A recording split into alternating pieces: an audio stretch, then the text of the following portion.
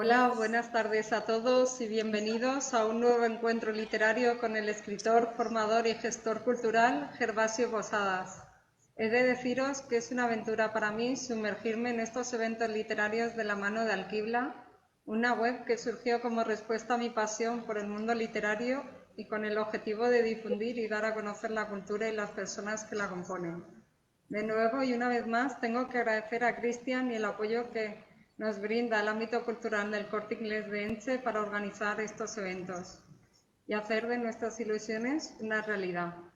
Es todo un honor para mí contar con la presencia de Gervasio y que sea él mismo el que nos cuente su trayectoria literaria y aquello que le llevó a decantarse por la cultura.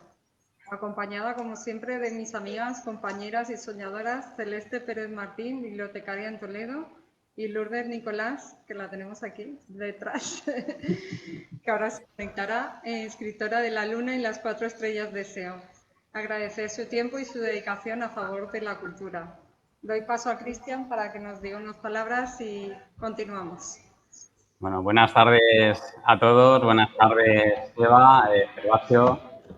Pues ya es el tercer encuentro que hacemos aquí en la Sala de Ámbito Cultural del Corte Inglés de Elche. En este caso, el invitado es Gervasio Posadas, nada más y nada menos que el director de Ámbito Cultural a nivel nacional.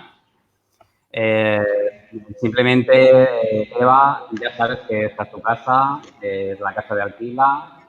Estamos aquí para ayudarnos todos a difundir la cultura, la lectura, la literatura. Y nada, seguro que vamos a tener más encuentros en los próximos meses. Gervasio, darle la enhorabuena por tu último trabajo, tu última novela que escribió ayer. Seguro que va a ser un éxito. Y agradecer también a Lourdes, a la que le estoy usurpando ahora mismo la cámara, por cederme este huequecito. A Lourdes, escritora de historias infantiles, que la conoces desde hace ya mucho tiempo. Genial persona, genial escritora.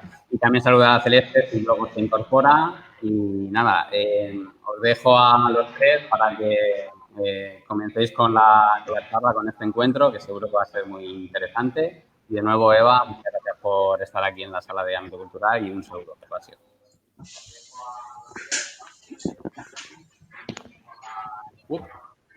Lourdes.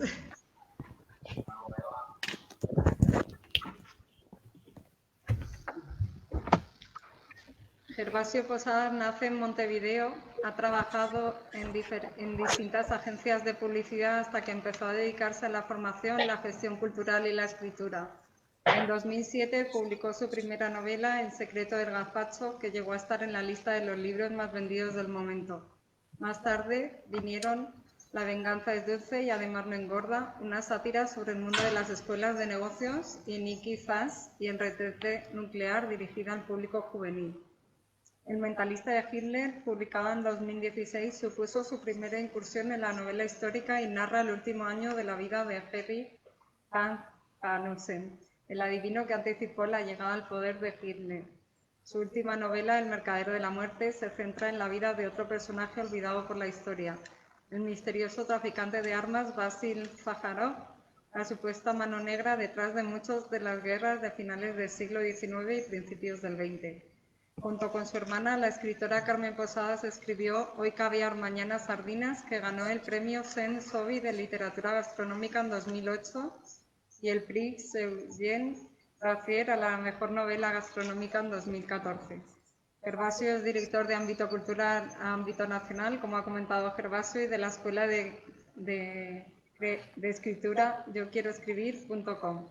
Además de colaborador habitual en distintas publicaciones como Marca, The Huffington Post o Traveler. Bueno, darte la enhorabuena, Gervasio, por esta magnífica novela. Ay, que tenemos ya a Celeste, que no me había enterado. Aparece Celeste. Bienvenida, Celeste. Hola, buenas tardes a todos. Aquí estoy en la biblioteca, que ya he echado a mis usuarios un ratito. Muy bien. Ya estamos el equipo al completo. Ya estamos al completo. Qué bien. Bueno, yo había cogido una frase para empezar el encuentro que pones al principio del libro, que dice, aunque quede feo, este libro quiero dedicármelo a mí por los años, las noches, las vacaciones y los fines de semana en los que me ha hecho sufrir casi tanto como disfrutar. Nos ha llamado la atención, creo, a todas. Nos ha encantado. Queríamos Es el mejor inicio, Gervasio. queríamos que nos comentaras un poquito sobre ti. Bueno, la verdad es que, bueno, primero saludaros a todas y agradeceros mucho este encuentro. Y aparte, me encanta estar, aunque sea virtualmente, en la sala de ámbito cultural de Elche, que para mí es una segunda casa. Y bueno, la verdad es que la dedicatoria, esta autodedicatoria, pues se debe a que este libro, la mayor parte de él lo he escrito mientras que estaba trabajando como director de ámbito cultural del Corte Inglés, que como Cristian bien sabe es un trabajo bastante intenso y que además compatibilizo también con nuestro taller de escritura yoquieroescribir.com. Entonces, la verdad es que mucho tiempo libre no tenía. Afortunadamente, cuando empecé a trabajar en ámbito cultural, ya tenía escrito alrededor de un 50% de la novela, pero el otro 50% me ha costado mucho, me ha costado insomnio, me ha costado pues vacaciones en las que en vez de estar en la playa, pues he estado escribiendo. Pero bueno, y sarna con gusto no pica, como dice aquel. La verdad es que yo... es verdad que aparte de este libro me ha hecho sufrir un poco más de la cuenta. O sea, la mayoría de los libros que he escrito me han salido de una forma muy orgánica, muy natural. Y en este caso, la verdad es que he tardado mucho más de lo esperado y he dado más vueltas para dar con exactamente la forma en que yo quería contar la historia.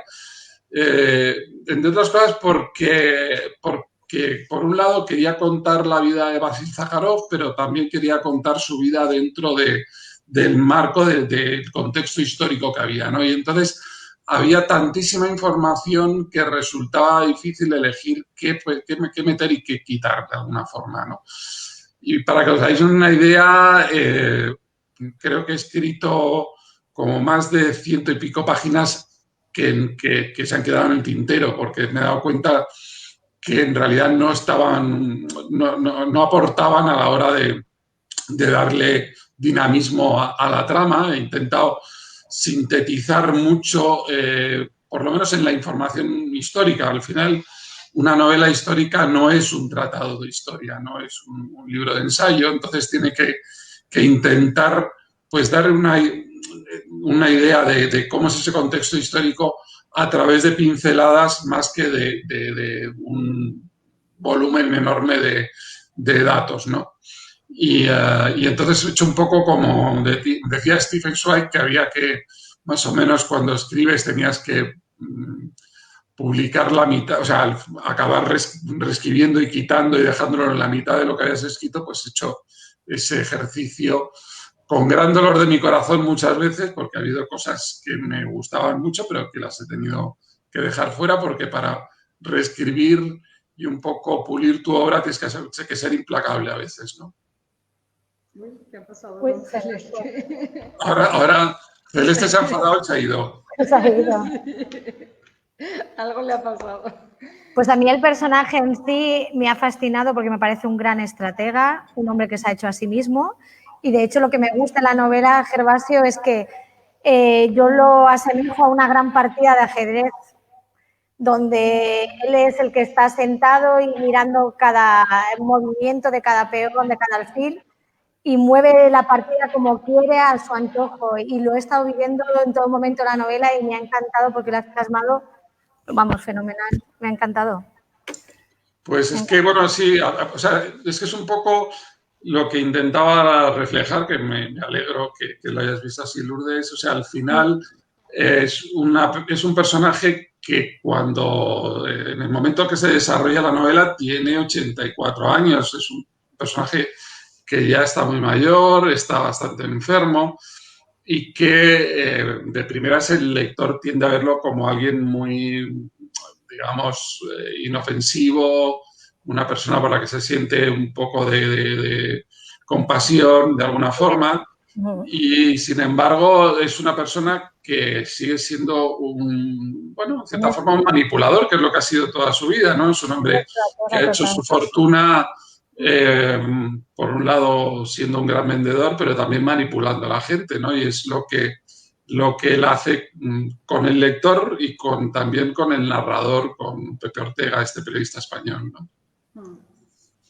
Yo me he hecho, mira, una tesis doctoral de tu libro. Yo no sé si se ve. ¿Ves que está todo? No sé si se ve que está todo lleno de posit. ¿Lo ves todo lleno de posit? ¿Lo ves? No sé si los espectadores lo veis, pero mirad, aquí está. Sí, que todo lleno de posit. Ya te he echado. Eres muy concienzuda, Celeste. Sí, de hecho, ayer cuando hiciste la presentación con Lorenzo Silva, esta mañana ya tenía mi WhatsApp lleno de, oye, ¿no tendrás ese libro que he visto que hay novedades en la biblioteca? He prestado todos los he prestado ya. Uy, qué bien, cómo me alegro, qué buena señal. Aparte, después del vídeo ese que hiciste en la librería, en la biblioteca con los libros, seguro que eso ha tenido algo que ver también. Sí, pero vamos, que tu libro da para una tesis, porque además es un libro histórico, pero es cierto que lo podíamos aplicar a la actualidad completamente. Totalmente. Sí. ¿O no?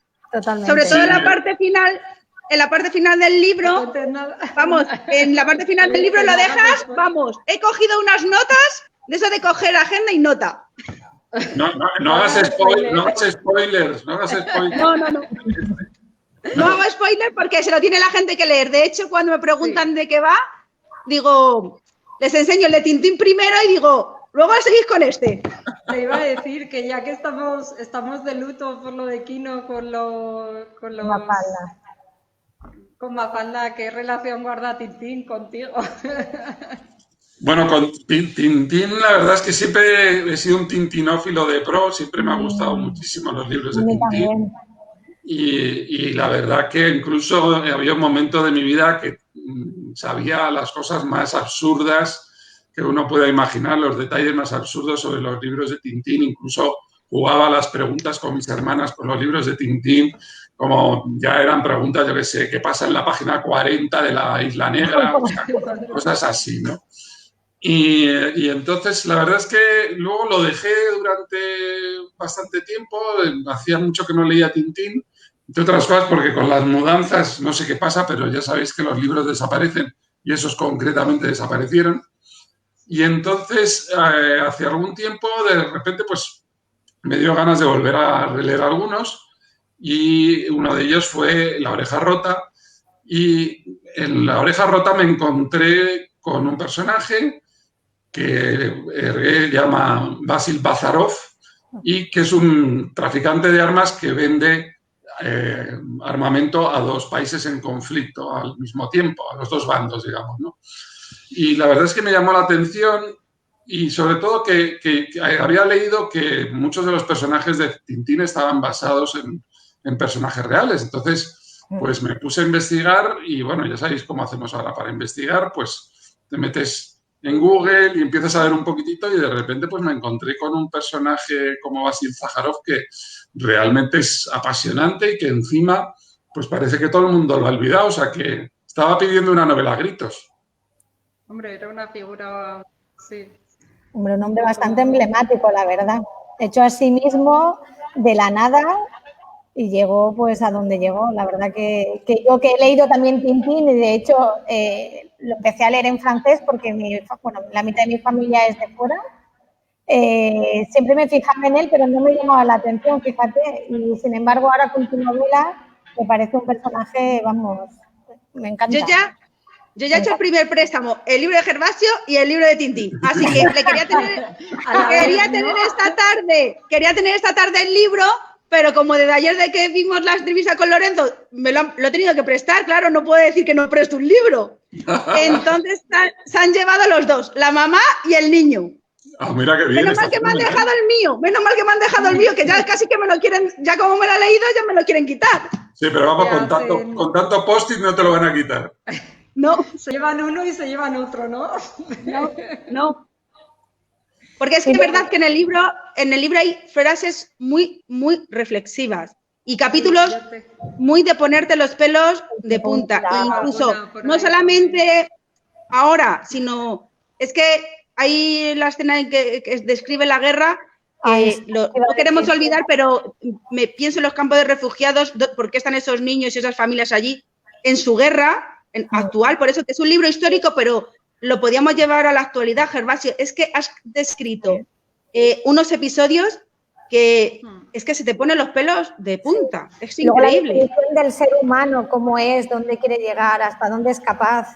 O sea, realmente... Bueno, es que lo que pasa es que, claro, al final, primero, o sea, saco determinadas escenas de guerra de personajes que han vivido la guerra un poco para poner en contexto el sufrimiento que provoca, ¿no? Al final, el negocio de Basil Zaharoff es la guerra, que cuando uno está vendiendo armas detrás de un escritorio, pues parece una actividad como otra cualquiera, pues como si vendes tornillos o CDs, pero luego evidentemente tiene unas consecuencias muy graves, ¿no? Para mucha gente.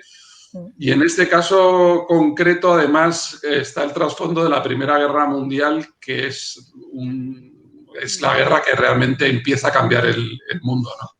O sea, es una guerra que es completamente distinta a las anteriores, en primer lugar, por el tipo de armamento que se utiliza, que es mucho más destructivo que los que se habían empleado hasta entonces, y por lo tanto acaba provocando casi una especie como de batallas casi sin ganadores ni perdedores, o sea, con muchos muertos, pero sin ganadores ni perdedores. Es la famosa guerra de trincheras, o sea, todo el frente occidental, como habréis visto en la película de 1917, que estuvo el año pasado en los Oscars, ¿no? Pues esa guerra que soldados que están durante años en una trinchera y que cuando tienen que avanzar para conquistar una colina suponen cientos de miles de muertos.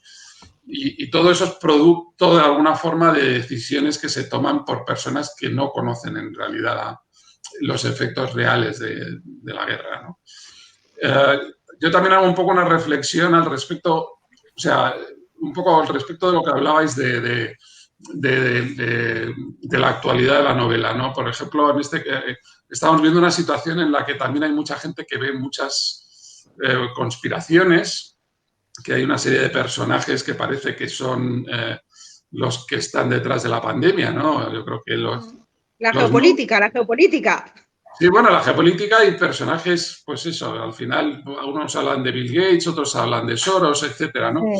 Y es verdad que en algunos casos en la historia han podido existir personajes que provocaran guerras, pero mayoritariamente las guerras son producidas por los errores de los gobernantes. Al final, los gobernantes, muchas veces empujados por los gobernados, porque las guerras, es verdad que últimamente sucede menos, pero en muchos momentos la historia de las guerras han sido muy populares. Al final, probablemente en sus inicios, la Primera Guerra Mundial fue una de las guerras más populares que hubo. La gente salía a la calle a celebrar, creían que pronto iban a tener la victoria al alcance de su mano, que solo iba a durar unos meses, que volverían todos triunfantes a su casa. Y sin embargo, pues no fue así, ¿no? Y eso demuestra que muchas veces echamos la culpa a esa especie de manos negras que hay que se supone que están detrás de las situaciones, pero muchas veces la culpa es nuestra o de lo que les dejamos hacer a nuestros gobernantes, ¿no? Que muchas veces la opinión pública empuja en determinado sentido a los gobernantes o no los frena suficientemente cuando estos pues emprenden determinadas aventuras, ¿no? Que de hecho en tu propio libro, Basil, en una conversación que tiene con Ortega, se lo hace ver, porque sí, como él está acostumbrado a que lo vean como un monstruo, porque él es el que vende las armas, le hace ver que hay una parte ahí que nadie se está dando cuenta o no quiere ver. Sí, o sea, en primer lugar lo que dice Zaharoff, que es una postura muy cínica, pero que no deja de ser cierta, es que las guerras siempre han existido, ¿no? O sea, las guerras nos acompañan desde el principio de los tiempos, o sea, no hay más que ver pues, de descubrimientos arqueológicos de enterramientos de hace 20.000 años que te encuentras pues, cadáveres de una batalla, ¿no? Ya hace muchísimos años desde que vivíamos en las cavernas, el hombre ha tenido la ambición de tener lo que tenía el contrario, ¿no? De desear, pues eso, las tierras del de al lado, la mujer del de al lado, la guerra de Troya, ¿no? Al final, que es una guerra pues, que se produce por una mujer, por ejemplo, ¿no? Y entonces siempre ha habido esas guerras y entonces un poco lo que dice Sájarov es, por un lado, es inevitable que existan las guerras, por otro lado, es inevitable que si hay guerras, alguien satisfaga la demanda de las armas, ¿no? Y que es muy difícil personalizar eso en personas concretas porque hay una industria muy, muy, muy grande detrás, ¿no? Entonces, digamos que en cierta forma las guerras han traído una serie de transformaciones sociales que mucha gente cree que pueden tener un lado positivo, pero también, evidentemente, nos llevan a una espiral que no somos capaces de detener. O sea, parece que a día de hoy todavía no hemos aprendido a resolver nuestros problemas de otra forma. Sí, la verdad que sí. Y qué bonito siempre cómo pones a la mujer, a los dos tipos de mujeres y que siempre en todo, detrás de los hombres siempre hay esa mujer por la que el sexo contrario ahí, que también es un poco manipulador. Y porque quizás no sea solamente el dinero, la ambición, sino también la mujer, ¿no? Y bueno, quiero hacer una reflexión antes de que se me vaya. Que tenía aquí, que, bueno, os voy a enseñar para la gente que no, este es el otro libro, ahí no sé si se ve, el otro a ver, ¿así?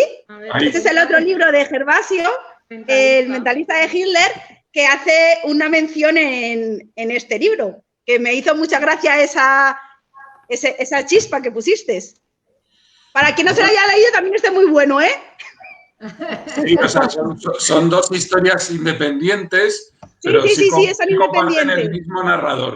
O sea, el narrador es el mismo.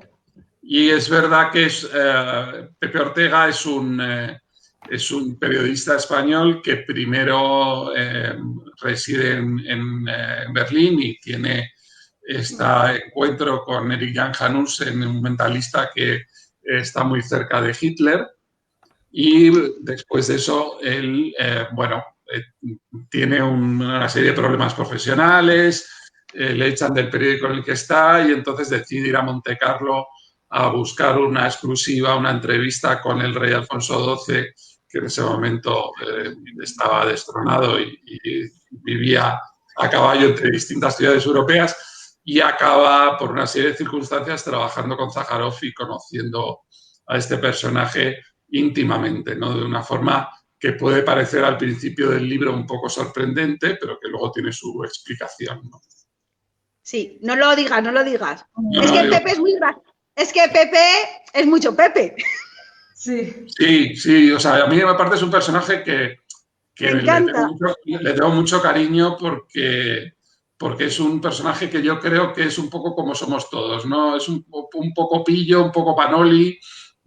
Al final tiene tentaciones, a veces cae, a veces se resiste y además pues nos da un poco esa visión más española de los acontecimientos internacionales del momento. O sea, en esa época España estaba en la época de la Segunda República, era una época que quizá una época del contexto europeo que conocemos menos porque nos hemos centrado más en la historia española y que, sin embargo, es una época fundamental de la historia de Europa, porque al final pues, es el nacimiento del nacionalsocialismo, el auge del comunismo, la decadencia de la democracia, todo el camino que lleva a la Segunda Guerra Mundial. Y verlo eso desde los ojos de un español me parecía que le aportaba pues, un atractivo especial para el lector español, ¿no? De alguna forma. Sí, de hecho haces una frase que le dice qué pena, o viene a decir como que cuando inventan los españoles nadie se entera. Eso le iba a comentar después. Sí. Sí, ¿verdad? Sí. Eso ha sido como una reivindicación, ¿no? Hacia la... Bueno, es que aparte es cierto, o sea, yo creo que últimamente, afortunadamente, parece que ya nos vamos quitando ese San Benito, pero esa famosa frase de que inventen ellos, siempre ha habido un poco ese desprecio por parte de los extranjeros a los españoles como científicos o inventores, ¿no? Al final parece que somos el personaje estereotipado del español, pues es el torero, es el que toca la guitarra, es ese tipo de cosas. Entonces, al no entrar en el estereotipo, el inventor español es como, yo qué sé, como un torero alemán. Pues si no, parece que no encaja, ¿no? De alguna forma. Y yo creo que en ese sentido también conocer un poco mejor la historia de Isaac Peral, que es precisamente la que os estaba refiriendo, ¿no?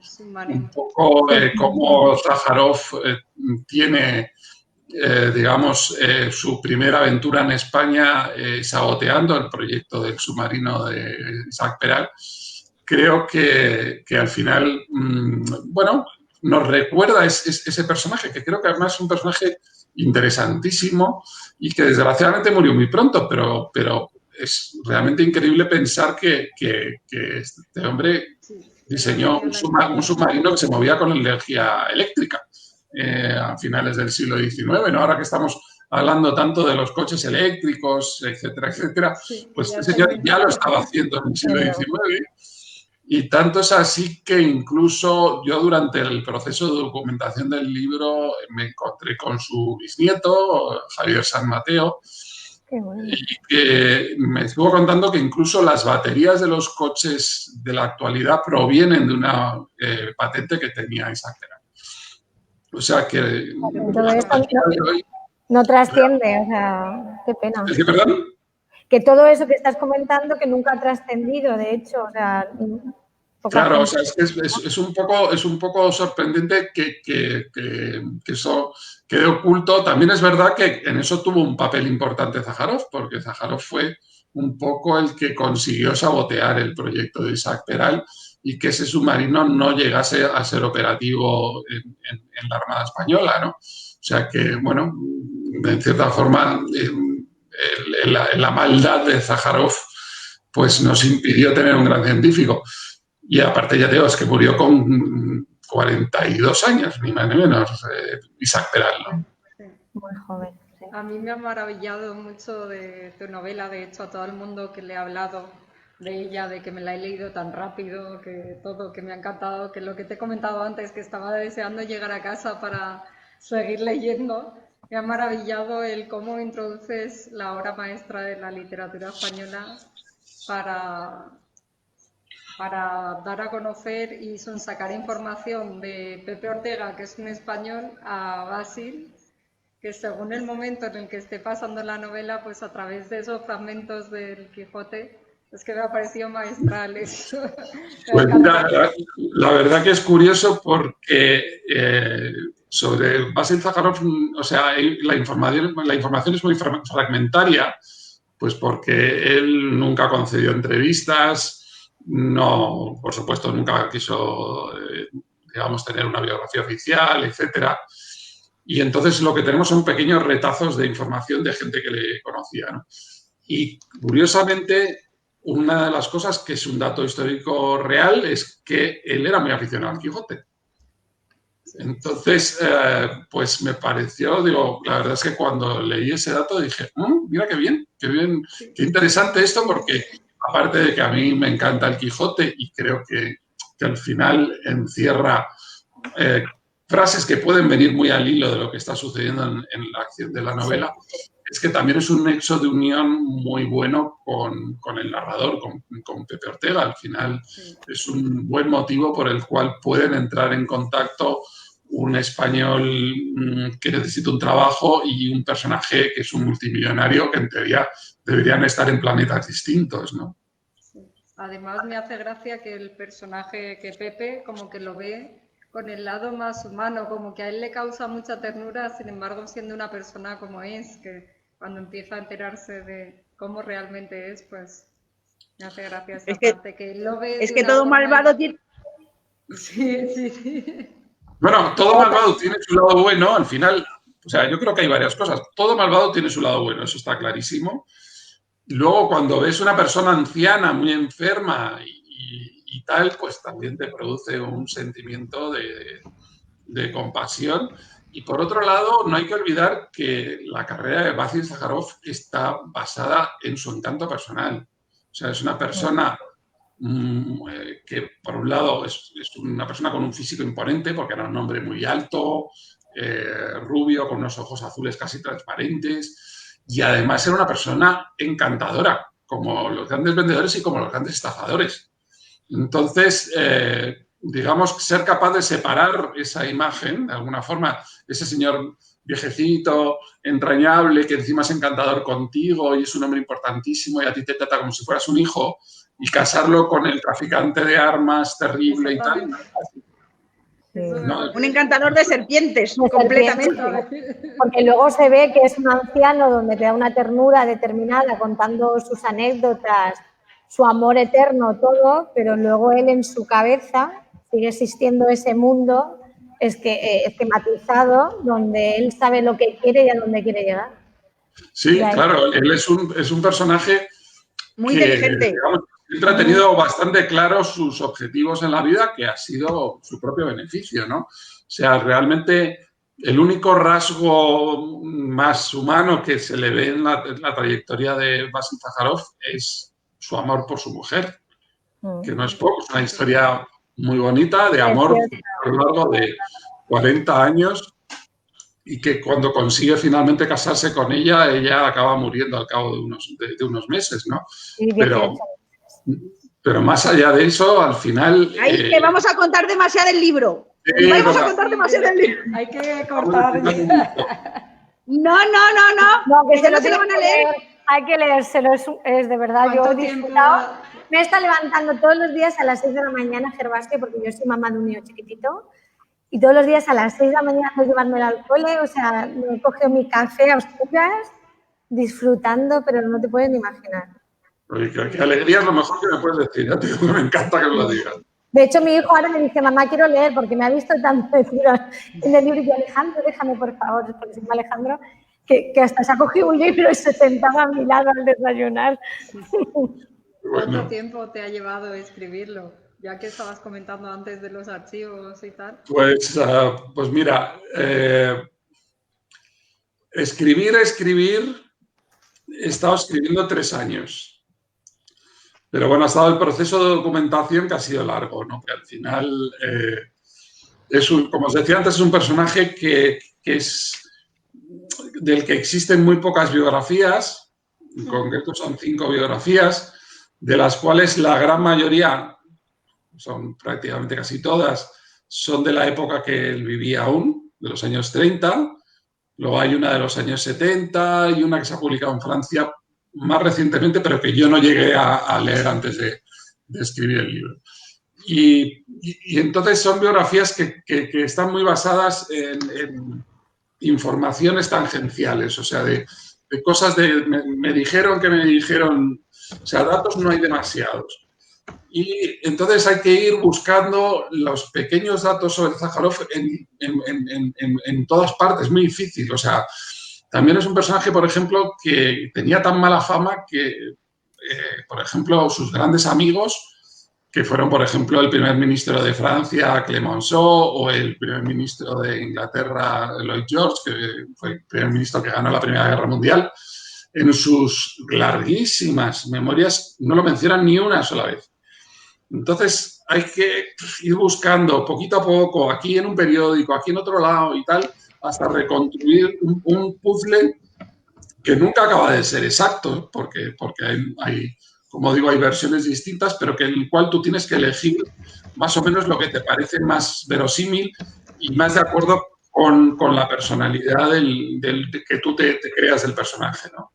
Que yo creo que no me equivoco demasiado con la forma de ser del personaje. Creo que debería ser un poco esa mezcla de personaje despiadado con un hombre suficientemente inteligente como para saber que lo es. Que creo que es un tipo de malvado especial. Sí, porque no creo que tenga muchos... No le veo a Basil yo con muchos amigos, la verdad.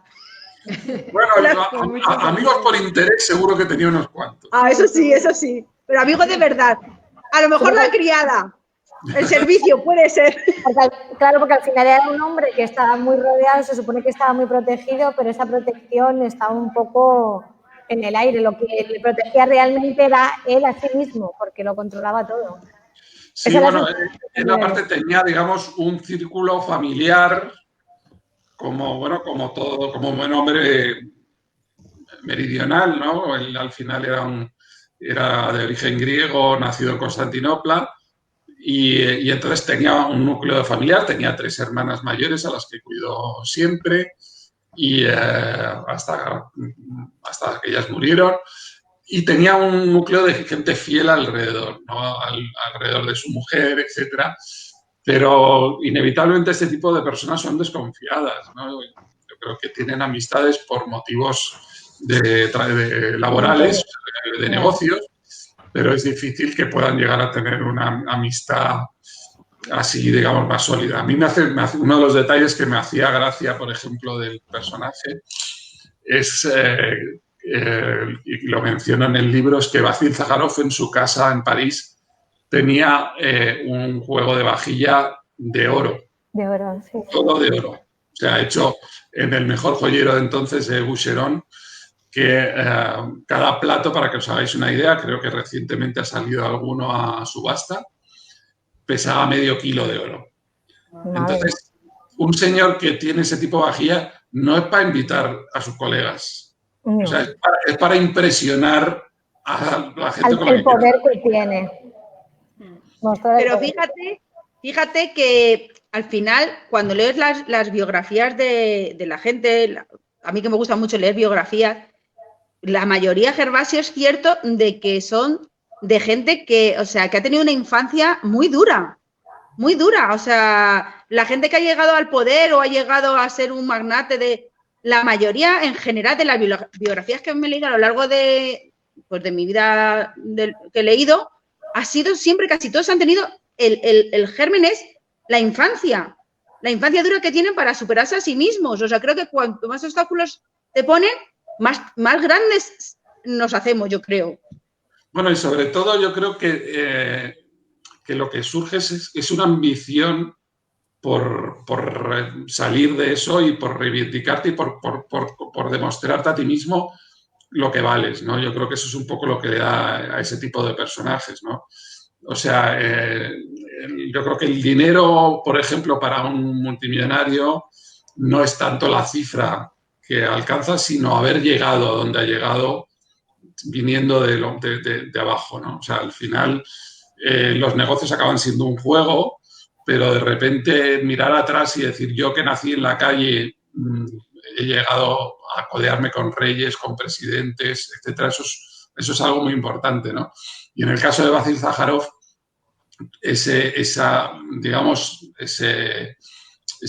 codicia que le mueve, porque es verdad que él tiene una codicia tremenda, o sea, las cartas que sobreviven de él son sobre todo cartas reclamando dinero, reclamando comisiones, o sea, él tenía una obsesión con el dinero muy, muy claramente, ¿no? Pero a partir de un determinado momento que ya es enormemente rico, lo que quiere es reconocimiento. O sea, él empieza también a hacer obras de beneficencia con el objetivo de tener reconocimiento, no tanto de la sociedad en general, porque eso le interesaba menos, pero sí de los gobiernos. O sea, él, por ejemplo, fue condecorado por el zar de Rusia, fue caballero de la Legión de Honor francesa en todos sus escalafones, fue caballero de la Orden del Imperio Británico, caballero de la Orden del Baño, y eso él se lo trabajó muy activamente para llegar a ese reconocimiento. Probablemente también motivado porque la mujer de su vida, esta española, Pilar de Mugiro, venía de una familia noble, o sea, su mujer estaba casada con un primo de Alfonso XII era una mujer aristócrata y yo creo que también era para igualarse con esa mujer que realmente lo apostó todo por un hombre que en ese momento no era más que un buscavidas y pues mostrarle al mundo que él no era menos que ella, ¿no? Que en el fondo pues ella había acertado apostando por él. Pues sí. ¿Y qué personaje femenino te gusta más? ¿De la novela? Estaba Sí. comentándoselo a Lourdes viniendo por referencia a esta pregunta, que el papel, qué papel de la mujer cogía. ¿O Bueno, cuál te ha esa- costado menos de escribir? ¿Cuál es el que menos te ha costado escribir? No, o sea, es que lo tengo te lo tengo clarísimo, no tengo ninguna duda. Es Carlota de Mónaco, mi personaje favorito. Lo sabía. Es que yo el guante rojo de Carlota lo tengo presente todo el rato desde que aparece por primera vez. Y hasta que termina y se leen los agradecimientos, yo tengo el guante de Carlota en la mente. Bueno, Es que Perdona, dice Celeste. es que hay frases del libro que parece que te lo ponen como si fuese una película y ese las recuerdas a lo largo de toda la novela. Es que hay muchas frases de película, totalmente. Sí, tengo yo alguna por ahí copiada, ¿ves? Sí, totalmente. Es que Carlota, a mí me gustan un poco los personajes excéntricos. La verdad, tengo una simpatía muy grande por los personajes excéntricos. Y Carlota es un personaje excéntrico. Excéntrico en el sentido que le da exactamente igual lo que opine el mundo. No le puede importar menos. O sea, ella, aparte, claro, es un personaje que históricamente, como también estábamos diciendo, es un personaje que viene de muy abajo, curiosamente, siendo princesa, ¿no? Es una niña ilegítima de su padre Luis II de Mónaco, que vive en una serie de internados durante su infancia, abandonada prácticamente, hasta que en un momento determinado, al no tener descendencia este príncipe, deciden, bueno, legalizarla de alguna forma y prohijarla. Y es un personaje que, digamos, es una mujer muy moderna, porque al final ella hace bastante lo que quiere, ¿no? O sea, a mí me hizo gracia porque el año pasado en un festival literario coincidí con Carlota Casiraghi, que estaba dando un ciclo de filosofía, porque ella tiene un festival de filosofía en Mónaco y tal. Y entonces, es una cosa un poco peculiar porque nadie se atrevía a acercarse, porque ella había dicho que no quería fotos con nadie y había un cóctel ahí y nadie se atrevía a acercarse. Entonces, yo en un momento determinado le dije, bueno, mira, ya que estoy escribiendo esta novela, pues voy a acercarme a hablar con ella, ¿no?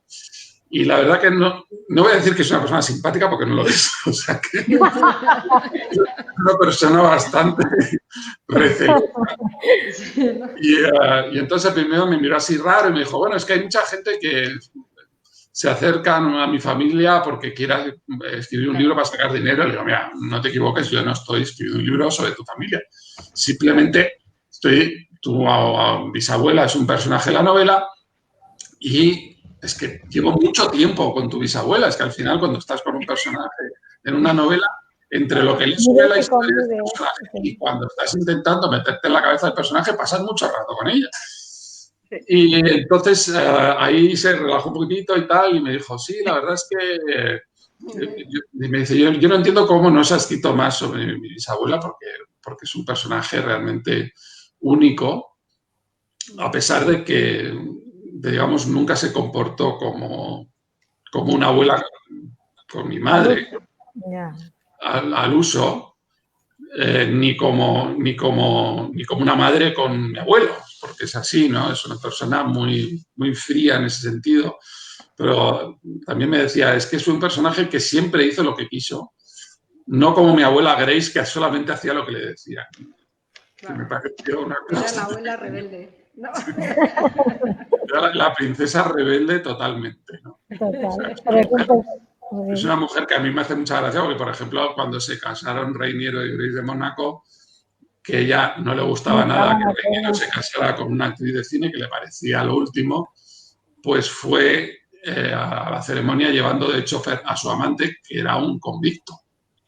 Entonces, era un un ladrón que acababa de salir de la cárcel y con el que ella tenía una historia. O sea, realmente le da igual todo, ¿no? Por eso es un personaje que me hace mucha gracia y que además tiene una voz muy personal y muy propia en la novela.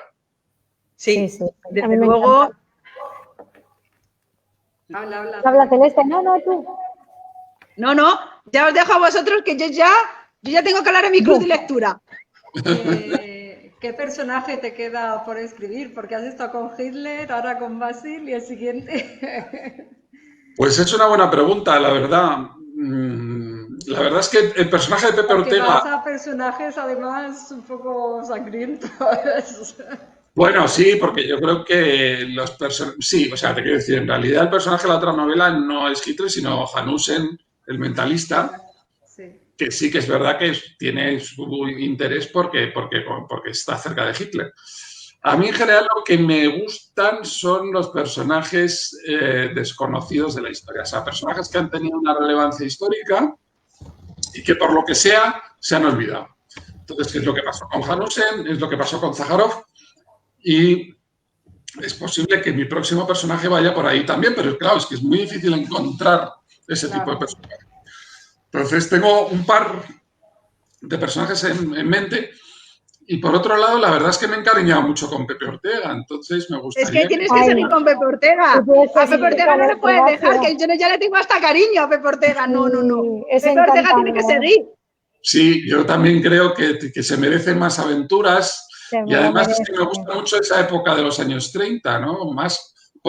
Tanto por su relevancia histórica del que hablábamos antes, como porque también creo que es una época que tiene mucho encanto, tiene muchas cosas de hoy, pero también muchas cosas de ayer, que es una época de una explosión de vanguardia artística tremenda. O sea, es una época que acaba fatal, como una guerra, pero que a mí me interesa mucho, ¿no? Entonces, pues me gustaría que Pepe siguiera tuviendo sus andanzas por Europa, la verdad. Pero es que no es fácil el casting de personajes para acompañar a Pepe. Claro, y es que si encima luego te pone, a la hora de buscar información, algunos te ponen hasta pegas, como al final del libro comentas en este libro, como pones al final de este libro, pues claro, es un trabajo muy arduo que requiere mucho tiempo, Gervasio. Bueno, es que claro, por un lado parecía que tenía suerte porque parece que hay unos descendientes de Zaharov en España, con lo cual me resultaba bastante cómodo para poder hablar con ellos y averiguar más de este personaje, porque, como os digo, no abunda la información. Y la verdad es que estuve ahí intentando, aparte casualmente con un amigo de un amigo, conocía a los supuestos descendientes de Zaharov, porque en realidad son descendientes de su mujer, pero como no vamos a destripar esa parte, lo dejo ahí. No. Hasta ahí podemos leer. Pero bueno, en cualquier caso, los descendientes me dijeron que hablé con uno de ellos, entonces daba la sensación de que sabían muy poco, me hablaron de una de las biografías que yo ya sabía que existía, me dijeron que sí, que era un tío muy misterioso, pero a la hora de concretar y vernos y que me contaran más, nunca lo conseguí. Y sobre todo, ellos me decían que no tenían mucha idea y que, ¿por qué no?, que me ponían en contacto con la rama belga de la familia, que era en realidad lo que más me interesaba a mí, porque esa parte de la familia siguen siendo los que viven en el castillo de Zaharov, que es donde está enterrado Zaharov, y es una propiedad privada, o sea, no se puede visitar. Y entonces, pues, claro, yo tenía muchas ganas de ver cómo era ese lugar. Pero no hubo forma. Estuve un año entero dándoles el tostón a los pobres y la verdad es que nunca quisieron saber nada. Y como por el final del libro, pues al final por lo menos me han dejado inventarme la historia como a mí me ha apetecido, ¿no? Como a mí me ha parecido y como yo he ido hilando de los distintos libros que he leído. Pues nada, a ver si se mueren de envidia, el libro llega a sus manos y luego se quieran hacer famosos a costa de ti. Pues ya en esta parte donde te digo, Gervasio, que me acordé de Carlota y su guante rojo. Y su forma de ser. Se me pegó totalmente, me reía yo sola. Dejaremos que descubran esa parte. Sí, vamos a dejar ya que descubran esa parte.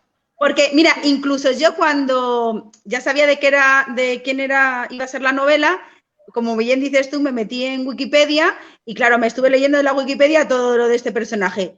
Y estuve tentado para la gente cuando le prestaba el libro de compartírsela por WhatsApp y dije, no se la comparto porque entonces ya me van a descubrir a Peral y a todos los personajes. Se acabó. O sea, la bibliografía no va a sonar. Recomiendo a la gente que se vaya a leer el libro que no lo mire. Que lo no mire investiguen.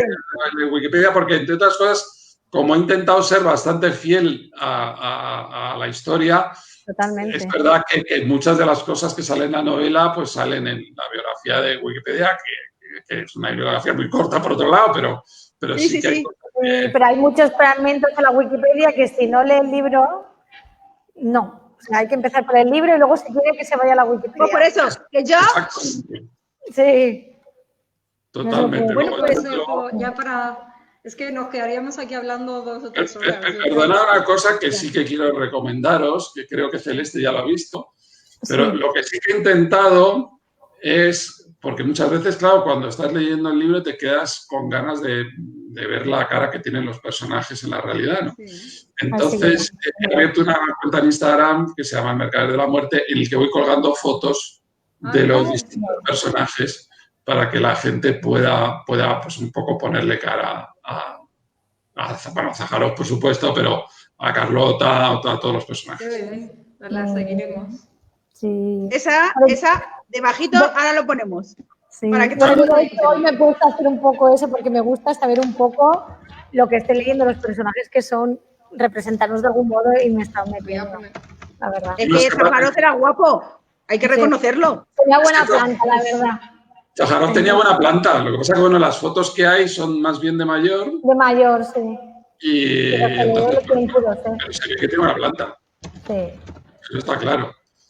Pero bueno, Bueno, pues, otro día ya os compartiré también allí, porque una foto en la que me gusta hacer un casting, porque es una foto de Berlín del año 33, de la pensión donde vivía Pepe Ortega, donde están todos los españoles que vivían en esa pensión en esta foto. Entonces, me divierte mucho enseñar esa foto, que la pondré en Instagram, para que cada uno decida quién puede ser de todos esos personajes Pepe Ortega. Pepe Ortega. Sí, Haremos una cuenta. os la explico brevemente para que la veáis, Haznos una exclusiva, venga. Nada. pero es esta, ¿veis? Son todos estos personajes. Madre mía. Ay, madre mía. Voy a Y- buscar a Pepe Ortega. Y ahí se puede buscar, cada uno puede imaginarse el Pepe Ortega. ¿Podemos votar? Pues Sí, tienes que podemos hacer una votar. encuesta. Hacemos una apuesta. Bueno, a ver qué gana. aunque yo creo que Pepe Ortega tiene mucho de ti, Gervasio. Sí. Sí. Hombre, Muchísimo. es mucho más joven que yo en primer lugar. No, pero yo creo que No. porque de hecho se lo he dicho a Eva viniendo, digo, creo que Gervasio, o me da la sensación a mí, ha puesto un trocito de él dentro de Pepe Ortega. O es Bueno, la sí, algo hay, sí, inevitablemente Porque sí. al leerlo tengo la sensación de que con él le tienes un amor especial y eso siempre el que escribe deja plasmado algo de él, de algún modo. Sí, bueno, aparte sí, aparte que yo como me considero un tío bastante mediano, normal, pues al final lo que quería es que justamente Pepe fuera un tipo normal. Entonces, pues al final, pues las reacciones que Pepe tiene muchas veces son las que yo tendría en algún caso. Me lo imaginaba. La verdad, Hombre, no sé es por que qué me lo los imaginaba. escritores tienen que poner ahí impronta en algún personaje, ¿no? Bueno, es que aparte el esfuerzo, o sea, también lo que te da es un momento de un poco de un cierto relax, el que haya un personaje que se parezca un poco a ti. Porque estás todo el rato intentando ponerte en la cabeza de otro personaje. O sea, cuando escribes, digamos, cuando estás hablando Zaharoff o cuando habla Carlota, estás intentando ver las reacciones que pueda tener ese tipo de personaje, que lógicamente no son las tuyas. Entonces, de repente tener a alguien que sí que es familiar, pues es un alivio de alguna forma. Pues es estupendo. ¿Algún consejo para terminar a los lectores que vayan a leerse el libro? ¿Es que, perdona? ¿Algún consejo para quien esté en dudas de comprarlo, que diga, voy a comprarlo, para cómo empezar a leerlo? Pues bueno, yo creo que, primero, es un libro que yo, por lo menos yo lo considero muy entretenido, por lo que me está diciendo todo el mundo. Es un libro interesante y entretenido ya de por sí, ágil de trama. Por otro lado, creo que da una información interesante y distinta sobre una época que mucha gente desconoce de la historia. Y yo creo que este tipo de personajes misteriosos merece la pena conocerlos, la verdad. O sea, biografías de Alejandro Magno y de Napoleón y de toda gente hay muchas. O sea, es divertido conocer estos personajes distintos de alguna forma y digamos, ver también la influencia que han tenido en los acontecimientos, ¿no? Pues yo diría que este libro es una ensalada perfecta con ingredientes maravillosos, porque hay intriga, hay amor, hay estás hasta el final a ver qué pasa. O sea, que al final es una ensalada perfecta porque no es una novela histórica al uso. O sea, es histórica, pero tiene muchos ingredientes que yo no sé dónde la catalogaría, la verdad. Eso me iba a preguntar. ¿Cómo la catalogaríais vosotras? Porque a mí me están diciendo todo el rato cómo lo catalogaría yo, pero vosotras que os habéis leído la novela, ¿en qué saco lo meteríais? Pues es que está entre histórico y también un poquito de negra, entre histórica y negra. A ver en qué se cierra poco, no lo sé. Y también un poquito romántica. Sí. Claro, porque me dicen, ¿cómo es? ¿Es novela histórica? Digo, sí, pero es novela histórica, pero también es novela negra. Porque también tiene... A ver, es que es complicado. No puedo decir nada, pero la trama, como se empieza, también podría ser negra. Bueno, y también romántica, un poquito romántica también. Sí, también. Bueno, romántica tiene un toque de romanticismo. Un toque. Bueno, algunos más. Hombre, una persona que da talleres de escritura con su hermana, Carmen, que la tendremos aquí en diciembre, pues ha dado todo en la novela, has puesto ahí. Claro. Sí, bueno, es que aparte, lo que me ha pasado con esta novela es que normalmente en la mayoría de las novelas que he escrito tenía una idea bastante concreta de hacia dónde iba la trama antes de empezarla, ¿no? No voy a decir que tenía un mapa ni un esquema, pero sí tenía una idea de hacia dónde iba. En este caso, la verdad es que no he ido bastante a ciegas. Entonces, o sea, en realidad he tenido que aplicar una serie de recursos muy distintos a los que he aplicado en otras novelas. La verdad es que ha sido un desafío. O sea, yo tenía una idea de por dónde podía ir y luego me di cuenta que no tenía nada, que por ahí no iba a ningún lado. He estado a punto de dejar la novela varias veces. Joder, no. Porque es que es verdad, cuando, a ver, así la faceta de escritor Gervasio, te lo comenté en alguna ocasión con el anterior libro, El mentalista de Hitler, a la hora, como dices tú, de catalogar, te lo dije en una ocasión en persona, pero es que es cierto, o sea, a la hora de valorar la novela, en ese año que tuve muchos encuentros con autores, fue muy bien valorada, Gervasio, fue El mentalista de Hitler, fue muy bien valorada en todos los aspectos a la hora de catalogar. Y yo creo que esta casi me gusta más, ¿eh? Pues qué bien, como me alegro. La verdad que me encanta. Y ya la próxima te va a encantar, ya verás. Bueno, a ver a qué personajes nos cuentas. Bueno, yo me voy a tener que despedir ya, chicos, porque me quedo sin batería. Vamos a ir despidiendo, que estamos aquí encantados y se ha pasado un tiempo volando, la verdad. Sí, la verdad que estamos aquí como en una tertulia súper agradable. La verdad que estoy encantado. Así un agradecerte el tiempo y estar contigo. Se pasa volando, siempre no nos damos cuenta del reloj. Haremos segunda pues nada. parte. Quien quiera, pues ya sabe, en bibliotecas y en librerías, comprarla y mejor o la que hagáis en vuestra casa. Sí, aquí lo tenéis. De verdad que sí, hay que leerla porque es estupenda. Me lo pasa bueno. Pues muchas gracias. Un beso a todos. Adiós, preciosa. Chao. Adiós.